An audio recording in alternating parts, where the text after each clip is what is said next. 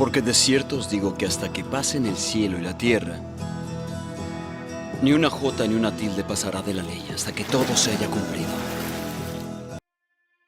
Sean bienvenidos amigos de YouTube a su canal, El Maná del Cielo. En videos anteriores hemos analizado la estructura y los escritos que componen al Antiguo Testamento, por lo que, en este video iniciaremos una serie sobre la estructura y composición del Nuevo Testamento. Comencemos. El Nuevo Testamento está conformado por 27 escritos, que fueron creados a lo largo de 30 a 40 años. Estos escritos están conformados por los Evangelios, Hechos de los Apóstoles, las cartas paulinas, la carta a los Hebreos, las cartas de los Apóstoles, Apocalipsis. En este video analizaremos los 4 Evangelios. La primera vez que aparece la palabra evangelio es en la Biblia Septuaginta, donde la palabra evangelio apunta a una palabra hebrea que quiere decir noticias o nuevas, las cuales son en su mayoría buenas, por lo que se infiere que el adjetivo buenas fue incluido en el Nuevo Testamento con el objetivo de enfatizar que aquella nueva sobrepasará a todas las demás, puesto que Jehová ha llegado a su pueblo con la salvación. Por lo que eso es lo que hacen los evangelios, darte la noticia de que aquel que se había profetizado en Génesis 3:15. Y pondré enemistad entre ti y la mujer, y entre tu simiente y la simiente suya. Esta te herirá en la cabeza, y tú le herirás en el calcañar. Había llegado, introduciendo a nuestro Señor Yeshua como el prometido hijo de Abraham, descendiente de la tribu de Judá y el linaje de David, que traería el fin de la maldad y del pecado a Israel y el mundo. Y esto es lo que vemos en los 4 evangelios, como te le presentan a través de su nacimiento en Belén y por el anuncio de Juan el Bautista, para después contar sus enseñanzas a través de sus epístolas y los milagros que hacía demostrando que él era el Mesías para finalizar con su sacrificio, derramando su sangre para perdón de nuestros pecados. Pero, si los 4 hablaban de la misma persona, ¿por qué no crear un solo evangelio? Esto se piensa que es porque simplemente no se necesitaba. En los primeros años la iglesia era lo suficientemente pequeña que permitía a los apóstoles aportar su testimonio sobre Yeshua de manera oral o directa. No sería hasta que, con la expansión de la iglesia, que los apóstoles ya no podrían satisfacer personalmente la demanda de información, creando así los escritos que tenemos.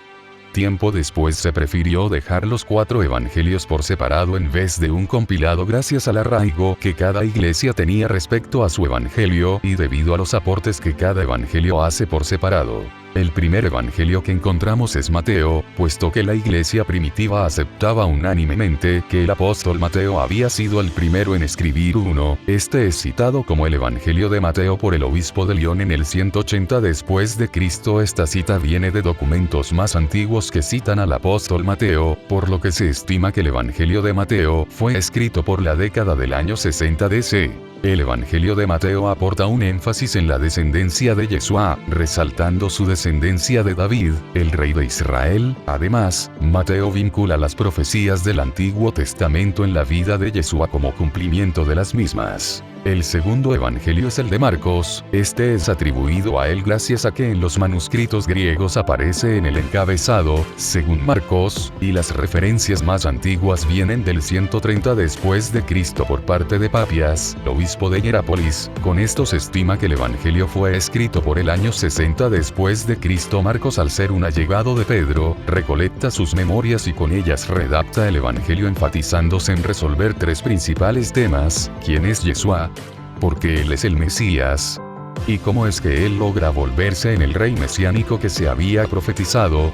Esto a través de los actos de Yeshua que él plasma en la obra. El tercero es Lucas, que al igual que Marcos, es encontrado en manuscritos la cita de Evangelio según Lucas, y ya se encontraba en el canon de Muratori, que data del 180 después de Cristo. Lucas en los primeros versículos resalta que ya había escrito sobre Yeshua, por lo que su composición es posterior a Mateo y Marcos, lo que lo sitúa en aproximadamente el año 80 DC. Lucas investigó y escribió como historiador, aclarando que conocía las fuentes escritas tanto como los relatos orales de los testigos directos. Con esto logra identificar a una gran cantidad de personajes por su nombre tanto en el Evangelio como en Hechos de los Apóstoles, que también lo escribió él.